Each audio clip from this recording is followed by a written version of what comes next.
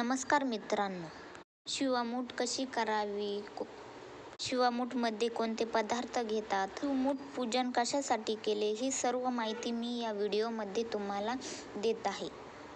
दुसऱ्या सोमवारी तिळाची शिवमूठ आहे. शिवमूठ पूजन कशासाठी केले जाते?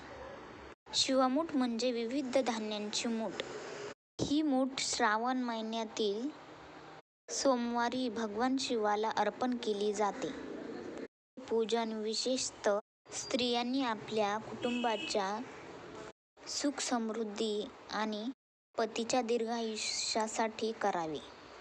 शिवमूठमध्ये कोणते पदार्थ घेतात? शिवमूठमध्ये सहसा नाचणी, तीळ, मूग, जवस, गहू, हरभरा, बाजरी, उडीद, तांदूळ, मसूर यांसारखी धान्ये घेतली जातात. प्रत्येक धान्याचे प्रतिकात्मक महत्त्व आहे. पूजनाची पद्धत बघूया. 1. सकाळी लवकर उठून स्नान करून पवित्र वस्त्र परिधान करा. 2. शिवलिंगाची पूजा करा.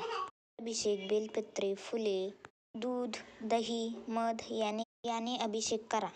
3. त्यानंतर एका पत्रावळीत किंवा ताम्रपात्रात धान्याची मूठ अर्पण करा. 4. ओम नमः शिवाय या मंत्राचा जप करा. 5. नंतर ती शिवमूठ मंदिरात किंवा गरिबाला द्यावी.